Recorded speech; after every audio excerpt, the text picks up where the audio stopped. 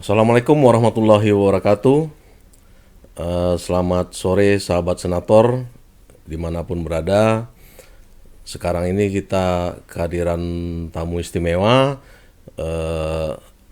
yang lagi menjelaskan tentang Sekretariat Jenderal, kinerjanya, kemudian apa yang dikerjakan. Kita kehadiran tamu Kepala Biro Umum Sekretariat Jenderal DPD, Bapak MP Muslion. Ya, selamat sore Pak MP.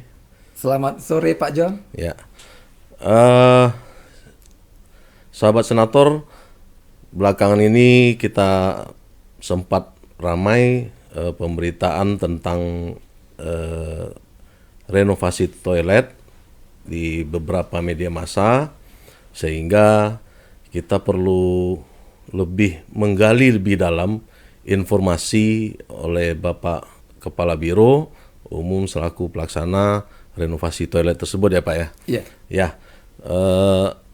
apa sih Pak yang melatar belakangi renovasi ini? Oh, baik.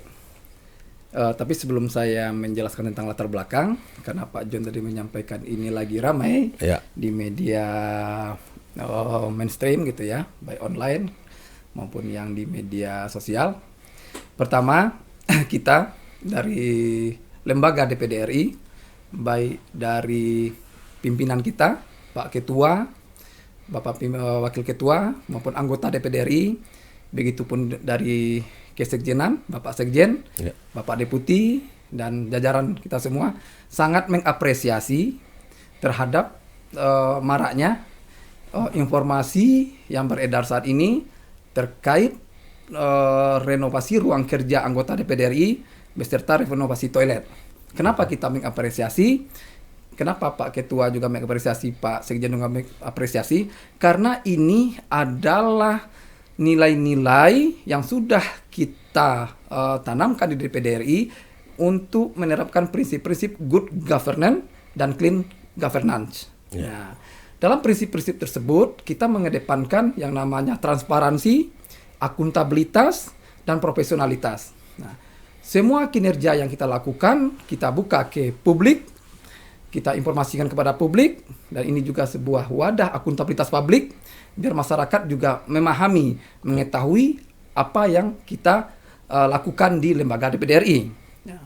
Kebetulan saat ini kita menginformasikan tentang adanya program kegiatan renovasi ruang kerja anggota DPD RI dan juga toilet yang ada di gedung DPD RI ini.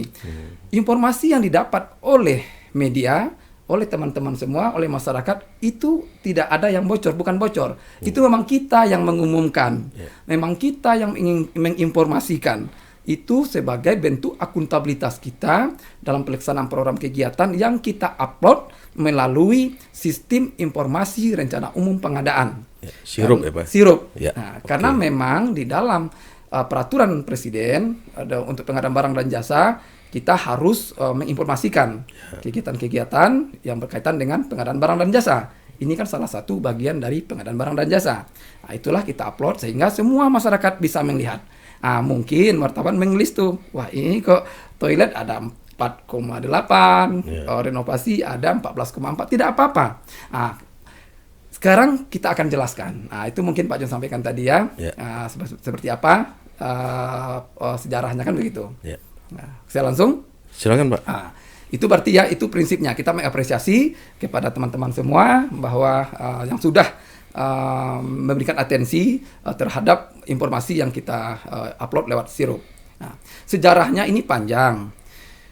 Bahwa DPD RI sebagaimana lembaga negara yang lahir sebagai bayinya reformasi, waktu itu kita kan pertama kali DPD ini mulai 2004. 2004, betul. Gedung ini adalah gedung yang dibangun oleh MPR RI. Ya. Dibangun itu sejak tahun 2002 dan baru bisa dimanfaatkan 2004 pas keberadaan DPD RI. Ya. Nah, setelah 2004 sampai saat ini tahun 2023 itu sama sekali untuk ruang kerja anggota DPD RI belum ada sama sekali dilakukan renovasi maupun perbaikan.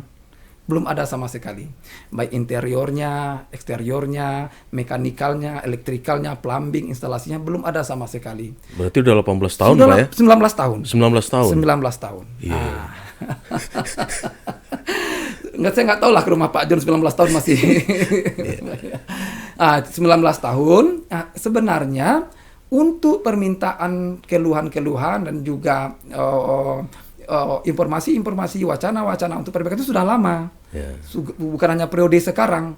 Periode yang sebelum yang 2014-19 juga sudah menyampaikan bahwa gedung kita itu sudah sangat tidak layak gitu kan, sudah banyak yang bocor, sudah banyak yang rusak. Sehingga pada tahun 2019 itu kita dari Kesekjenan melakukan analisis untuk perbaikan tersebut. Sehingga kita bahaslah dengan berbagai mitra seperti Bappenas, kemudian Kementerian Keuangan, tapi belum dapat respon. Kemudian tahun 2020 kita mengajukan kembali untuk perbaikan tersebut, sehingga kita berkirim surat kepada Kementerian Pekerjaan Umum (PUPR) karena yang kompeten untuk menilai, untuk mengopname, untuk melihat kerusakan dari Kementerian PUPR. Memang itulah pekerjaan tupoksi mereka. Sehingga mereka datang, mereka melihat, mereka mengukur. Akhirnya oleh Kementerian PUPR pada tanggal 30 Juli 2020 itu memberikan kita surat. Jawaban terhadap surat kita yang meminta untuk dilakukan survei, dilakukan audit terhadap gedung tersebut, sehingga pada surat dari PUPR yaitu tanggal 30 Juni 2020 mengirim surat kepada kita bahwa memang gedung tersebut itu sudah layak untuk dilakukan perbaikan, gitu ya. Berarti melibatkan PUPR ya Pak? Melibatkan PUPR. Oke.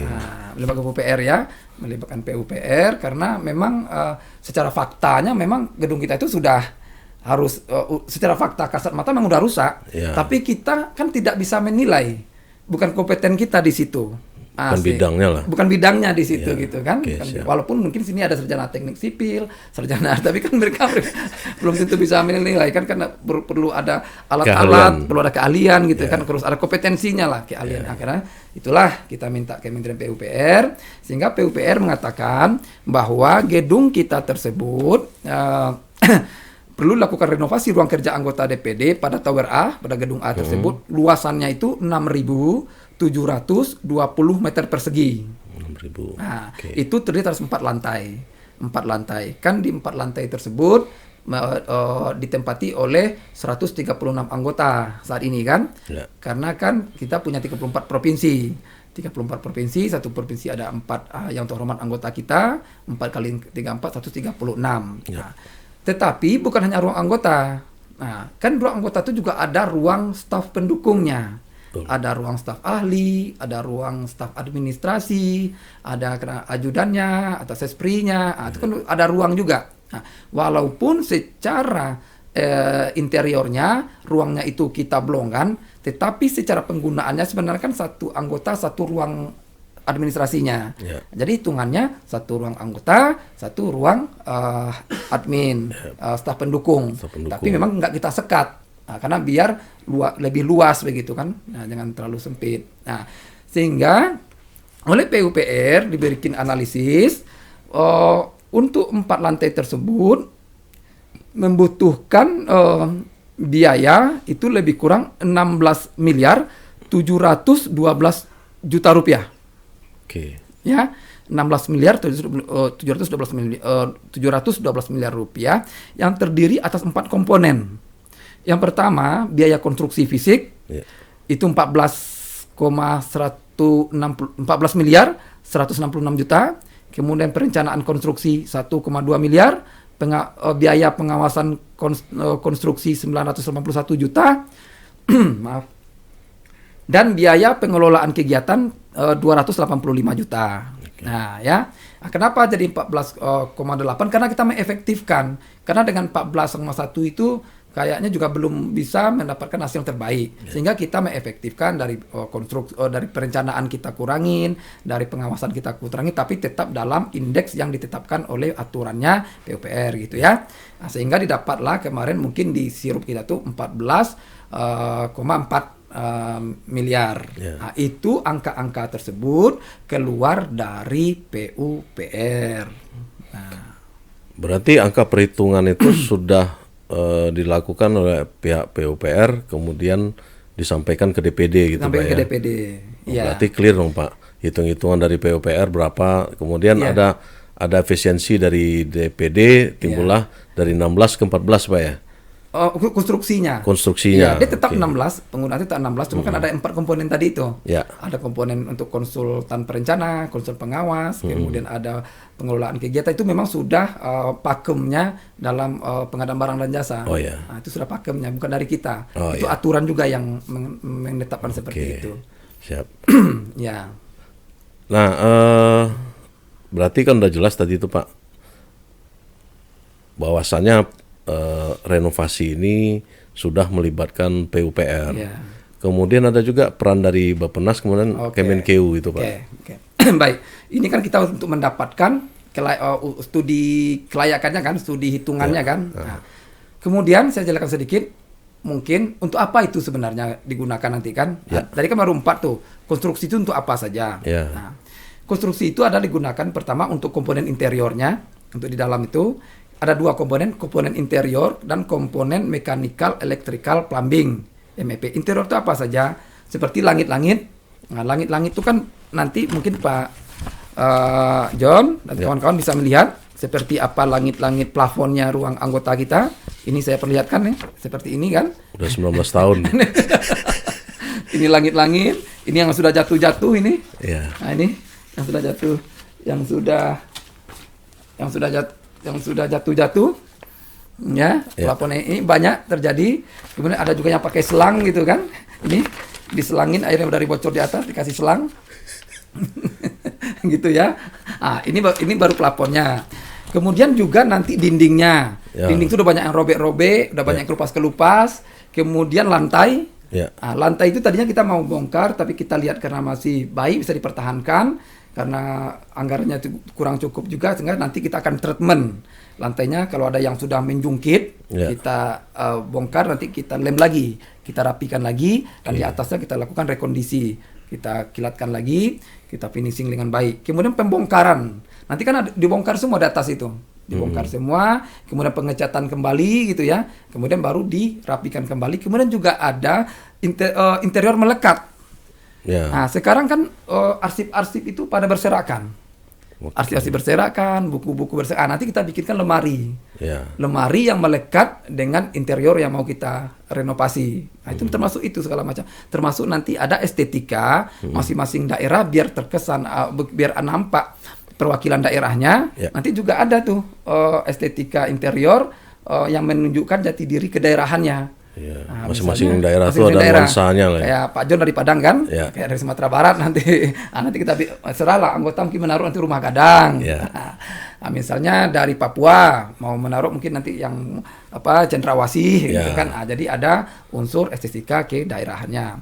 Di samping itu juga ada mechanical, electrical, plumbing, MEP. Apa itu MEP? Mechanical itu nanti kan plafon dibongkar. Di atas plafon itu banyak sekali utilitas dan jaringan kabel-kabel yang menunjang untuk ruangan tersebut, seperti lampu. Nah, lampu itu sekarang udah banyak yang putus-putus. Karena kabelnya kan udah lama, udah keropos-keropos, udah kayak kerupuk. Berarti kan diganti. Berapa panjang kabel yang harus kita ganti? Kan harus pakai peralonnya juga tuh. Nah, kemudian ada sprinkler. Nah, kemudian ada sound system. Kemudian juga ada fire alarm. Nah, ini kan itu standar sebuah gedung terus ada fire alarm. Kemudian harus ada jaringan telepon, harus ada jaringan ventilasi AC. Itu kan semua harus ditreatment. Itu kan semua biayanya besar sekali. Nah, jadi bukan hanya kita merenovasi dindingnya aja, kan bukan. Nah, interiornya sama MEP itu sudah dihitung. Nah, untuk Pak John ketahui, setelah dihitung oleh konsultan perencana, sebenarnya kalau mau kita dapat nilai standar bukan yang high quality ya, yang standar saja, itu dihitung lebih kurang 30 miliar baru, semuanya baru standar. Nah, kemarin kita minta yang untuk betul-betul yang prioritas, betul-betul yang urgent, akhirnya dapat angka 20 miliar.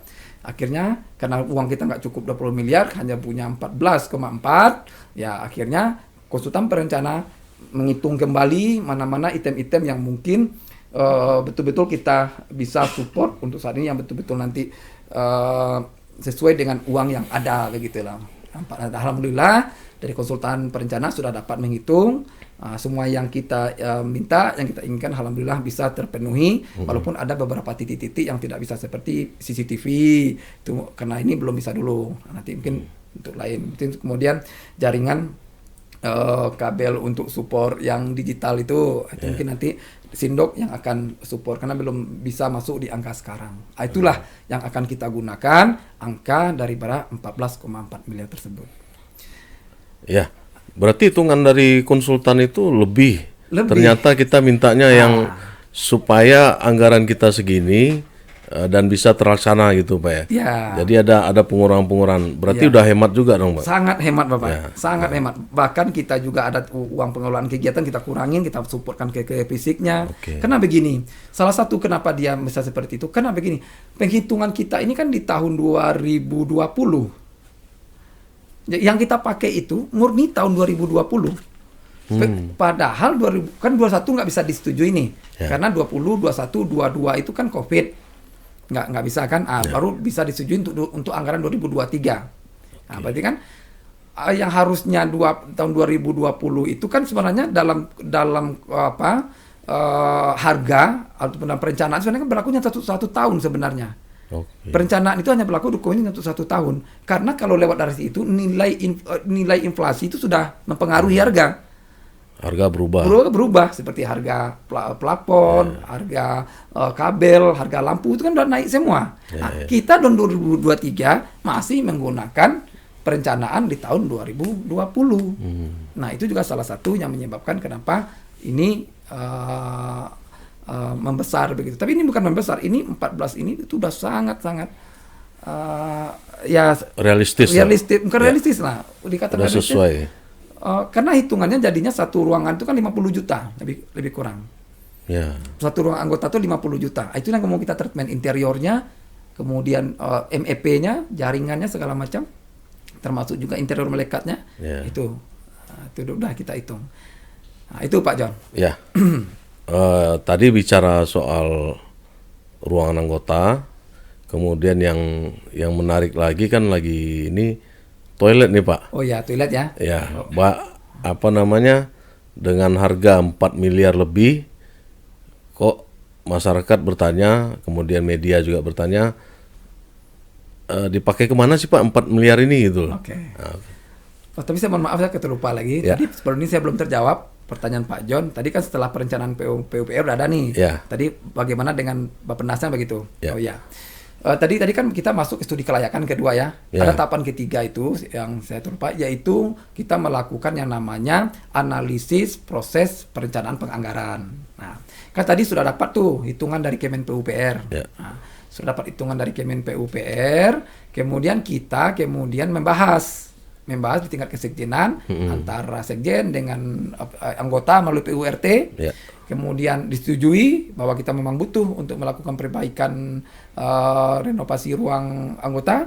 Kemudian ini juga kita lakukan pembahasan di Komisi 3 DPR. Pak Sekjen, Komisi 3 DPR kan.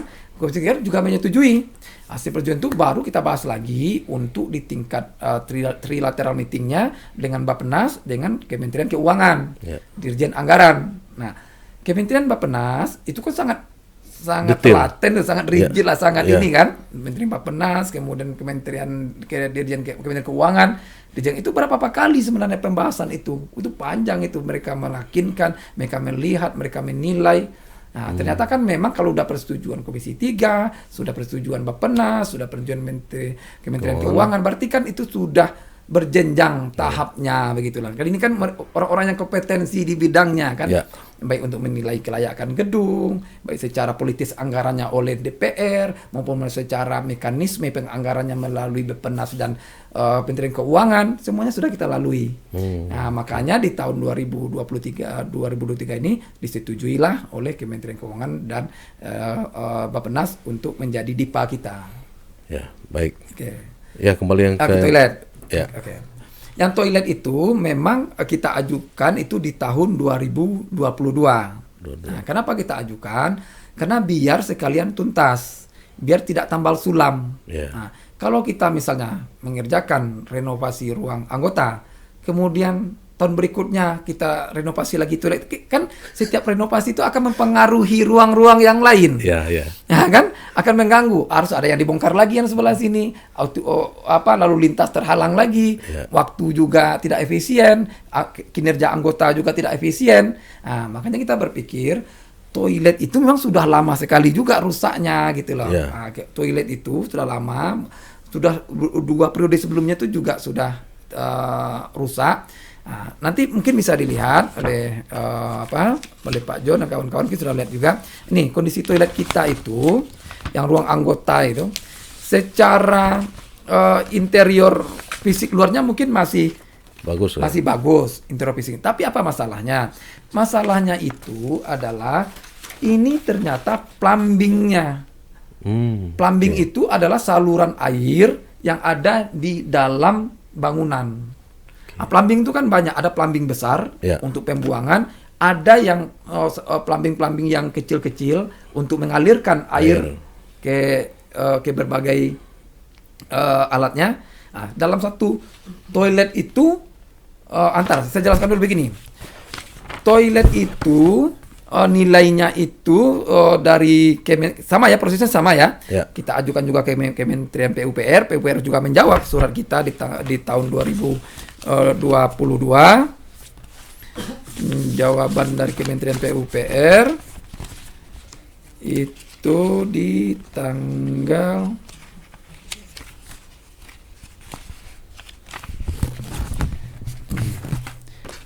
5 Juli 2022. Nah, 5 Juli 2022, Kementerian PUPR memberikan rekomendasi rencana pendanaan renovasi di lingkungan kantor Sekretariat Jenderal DPD RI.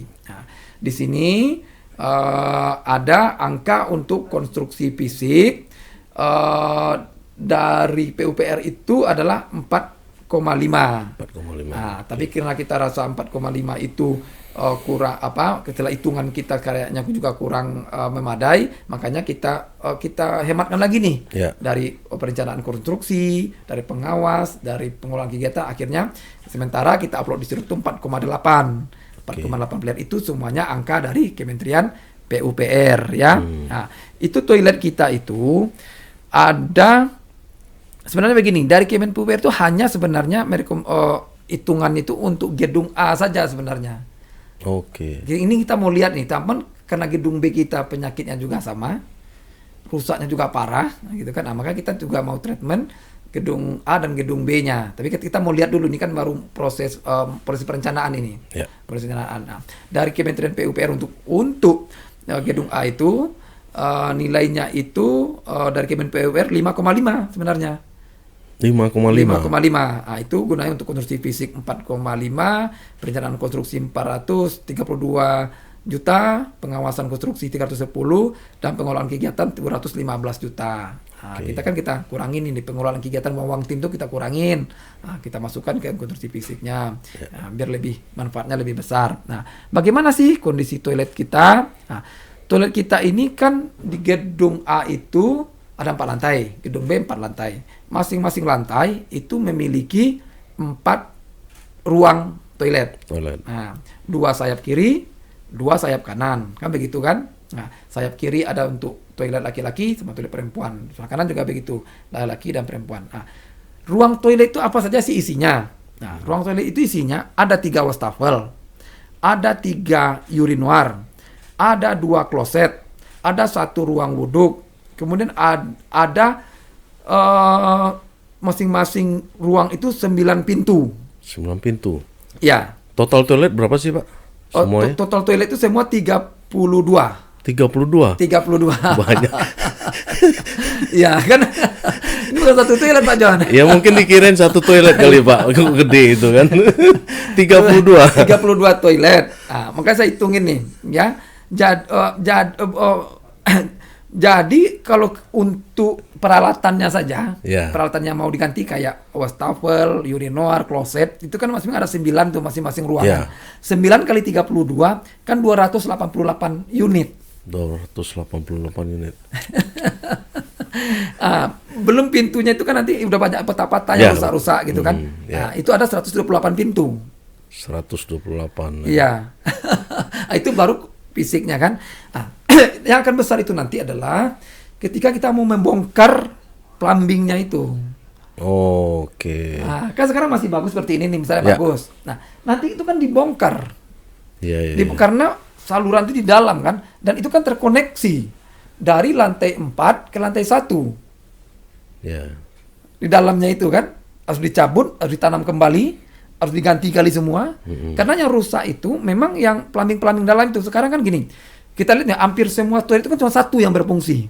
Sebenarnya nggak berfungsi sebenarnya lagi itu. Karena masing 3 tuh. Coba lihat, semua toilet itu pasti cuma satu yang berfungsi. Kita fungsikan satu. Karena kalau kita buka kedua tuh nggak kuat lagi dinding itu menahan air. Kalau kita buka, ketika kita hidupin air, itu pasti air itu akan masuk ke dinding. Karena nggak ada saluran itu udah kelupas semua. Jadi itulah kenapa selama ini kalau kita buka itu airnya pada ke bawah itu pada banjir semua. Nah, sekarang satu pun juga bocor juga sebenarnya itu. Itulah kita taruh satu tenaga cleaning service kita di situ standby. Jadi setelah ada orang keluar dia bersihkan, karena air itu menetes kita kencingnya itu menetes ke bawah. Itulah bikin bau nih. Kalau kita masuk itu kan bau tuh dari luar tuh. Berapa banyak kita kasih pengharum, berapa banyak kita tetap tidak bisa. Makanya karena udah tersumbat di bawah. Tersumbat di bawah. Udah 19 tahun, Pak. Itu kan dibongkar, Pak John. Sudah dibongkar nanti kan ditempel lagi, Pak John. Tempel kan nggak mungkin barang dibongkar itu ya ditempel kan? Ganti kan baru. Udah pecah kan? Itu diganti baru. Nah, itulah nanti kita juga akan memperbaiki dari sisi interiornya. Nah, ini kan biar kan toilet ini kan semacam etalasenya sebuah peradaban menurut saya, kan? Etalase rumah. Kalau kita di rumah ya menggambarkan diri kita. Kalau kita di sarana publik menggambarkan itulah peradaban bangsa kita. Kalau kita di kantor ya itulah melambangkan bahwa penghuninya seperti apa. Makanya nanti kita akan buat memang untuk lebih higienis, lebih nyaman, lebih bersih. Sekarang kan udah pada kropos, udah pada jatuh semua. Nanti kita perbaiki juga tuh. Kita perbaiki juga plafonnya, dindingnya kita bersihkan, lampu-lampunya kita terangin lagi. Itu kan juga ada mekanikalnya lagi. Ada jaringan listriknya lagi, ada jaringan lampunya lagi. Itu kan mau kita treatment semua, kacanya kita bersihkan. Kalau yang udah pecah kita ganti. Begitu untuk toilet tersebut. Baik. Artinya semua renovasi baik ruang anggota maupun toilet itu sudah melalui mekanisme yang sangat panjang dari tahun 2020 pengusulan ya Pak. Baru disetujui itu 2023. Ya, artinya sudah 3 tahun. Proses 19 sebenarnya, 2019. Oh, dari 2019. 20, 21, 22, 23. 5 tahun. Hampir udah 5 tahun. Itu proses pengajuannya. Proses pengajuannya. Tapi kan kalau kondisi masalahnya kan jauh sebelum itu juga. Kalau kondisi permasalahannya. Pengajuan kita udah 5 tahun. Ya apa yang Bapak sampaikan tadi sebenarnya sih udah komprehensif Pak. Artinya sudah melalui akuntabilitas dan sangat jelas tahapan-tahapan untuk rencana renovasi gedung ruang anggota, kemudian juga toilet. Ternyata toilet ini mungkin berpikirnya cuma 1 atau 2 toilet, rupanya ada 23 toilet baik di gedung A, maupun di gedung B. Mungkin ada tambahan lagi 32, Pak MP. 32 toilet. Mungkin harapannya Pak yang ini Kami intinya berterima kasih Siap. kepada semua elemen yang sudah melakukan perhatian terhadap DPD RI, dalam ini khususnya terhadap kinerja Biro Umum untuk melakukan renovasi ini. Kami sangat berterima kasih, sangat mengapresiasi karena memang ini adalah bentuk akuntabilitas publik. Ya. Semua kita berkewajiban untuk saling memberikan check and balances, untuk memberikan saling pengawasan. Ada pengawasan internal, pengawasan eksternal. Kami sangat terbuka, kami sangat open. Silakan kalau teman-teman mau tahu seperti apa, kami sangat terbuka sekali. Pun nanti juga dalam pelaksanaannya, karena kami sangat taat azas. Kami harus wajib melaksanakan taat azas, taat regulasi, taat mekanisme, taat prosedur. Nah, itu semua kami lalui dengan sangat hati-hati, kami jaga gitu kan, karena ini uang yang bagi kami sangat besar, sangat besar sekali untuk kami pertanggungjawabkan gitu kan, di tengah sekarang sorotan publik yang sangat besar, dan ini harus kami lakukan pertanggungjawabannya, baik pertanggungjawaban moral maupun pertanggungjawaban secara kinerja. Nah, kami sangat terima kasih. Silakan Pak John, teman-teman semua, nanti kalau mau tahu seperti apa, kami sangat terbuka, sangat terbuka untuk menjelaskan baik proses kelayakannya, studi kelayakannya, maupun penganggarannya, maupun nanti proses pelaksanaannya. Pelaksanaannya kami juga sangat terbuka untuk bersama-sama kita mengawal ini, bersama-sama kita memberikan terbaik buat lembaga ini, buat bangsa dan negara, sehingga bisa bermanfaat untuk kita semua, yang bermanfaat untuk bangsa dan negara. Baik, ya, terima kasih Pak MP atas kehadirannya. Jadi Sobat Senator, itulah penjelasan yang disampaikan oleh Pak MP Muslion, Kepala Biro Umum Sekretariat Jenderal DPD RI tentang rencana renovasi gedung DPD, ya utamanya adalah ruang anggota, kemudian renovasi toilet. Semoga penjelasan tersebut dapat bermanfaat, dan tentang akuntabilitas DPD ini sangat mendukung. Silakan untuk yang mau meminta penjelasan, Pak MP sudah menyampaikan bahwasan semuanya terbuka, masyarakat boleh mengawasi, kemudian berkomunikasi juga bisa ya Pak ya. Terbuka Pak ya. Terbuka semua. Jadi sudah lengkap apa yang disampaikan Pak MP. Demikian. Wassalamualaikum warahmatullahi wabarakatuh. Waalaikumsalam warahmatullahi wabarakatuh. Mantap.